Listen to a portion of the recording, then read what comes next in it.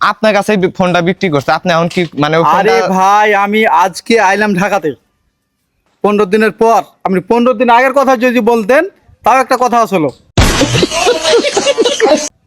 কালকে কথাটা আমার বুঝে না ভাই।